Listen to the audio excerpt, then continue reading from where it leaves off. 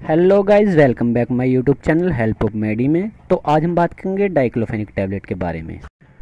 तो आज हम बात करेंगे इसकी कैटेगरी के बारे में, कुछ इसके ब्रांड के बारे में, क्या इसके यूजेस होते हैं, क्या इसका साइड इफ़ेक्ट होता है, साथ ही इसकी क्या डोज होती है और इसके क्या प्रिकॉशन होते हैं। दोस्तों, डाइक्लोफेनिक टैबलेट एक प्रकार की non steroid anti inflammatory drugs है, यानी कि NSAIDs, जो कि एक प्रकार की पेन किलर होती है, यानी कि दर्द निवारक टैबलेट होती है।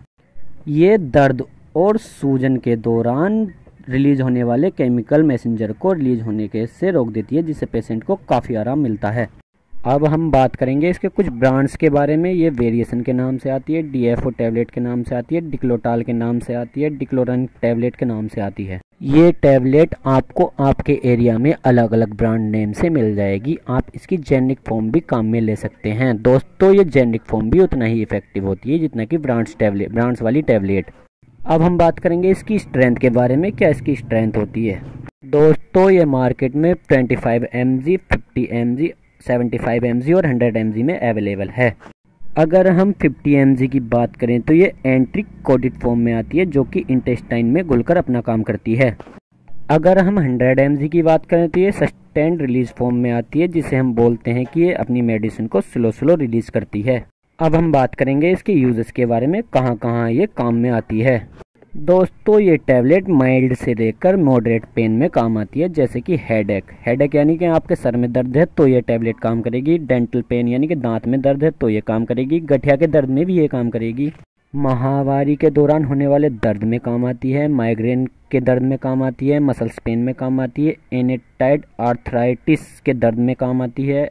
एनकाइलोजिंग स्पॉन्डिलाइटिस में ये टैबलेट काम आती है। जोड़ों के दर्द में ये काम आती है, यानी कि शरीर के अंदर कहीं भी दर्द है तो ये सब में आराम करती है, यानी कि किसी भी तरह के दर्द को ये रिलीफ करती है। अब हम बात करेंगे इसके साइड इफ़ेक्ट के बारे में, क्या क्या इसके साइड इफ़ेक्ट होते हैं। वैसे इसके कोई ज़्यादा साइड इफ़ेक्ट तो नहीं है, पर कभी कभी किसी पेशेंट को इसके साइड इफ़ेक्ट देखने को मिल जाते हैं, जैसे कि स्टोमच पेन, पेट दर्द हो सकता है, वोमिटिंग, उल्टी आ सकती है, डिजीनेस हो सकती है, GIT के अंदर ब्लीडिंग हो सकती है, कब्ज हो सकती है, दस्त हो सकते हैं। अगर किसी पेशेंट को इससे अलग कोई साइड इफ़ेक्ट देखने को मिलते हैं तो वह इस टैबलेट को खाना बंद कर दे और तुरंत अपने डॉक्टर से जाकर मिले। अब हम बात करेंगे इसकी डोज के बारे में, क्या इसकी डोज होती है। दोस्तों, अडल्ट को हम ये 50 mg की टैबलेट TDS यानी कि दिन में 3 बार दे सकते हैं खाना खाने के बाद, और 100 mg की टैबलेट दिन में 1 बार दे सकते हैं खाना खाने के बाद। दोस्तों, एक बात और बता दूं, इस टैबलेट को हमेशा खाना खाने के बाद ही लेना चाहिए, या कभी कभी मिल्क से भी ले सकते हैं, यानी कि आप इसको दूध के साथ भी इस टैबलेट को ले सकते हैं।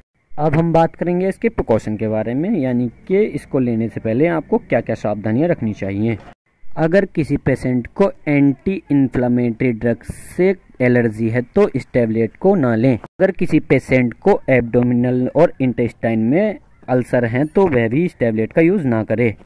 प्रेग्नेंट वुमेन को भी इस टैबलेट का यूज़ नहीं करना चाहिए, यानी कि प्रेग्नेंट वुमेन को भी यह टैबलेट नहीं लेनी चाहिए। अस्थमा वाले पेशेंट को भी यह टैबलेट नहीं लेनी चाहिए।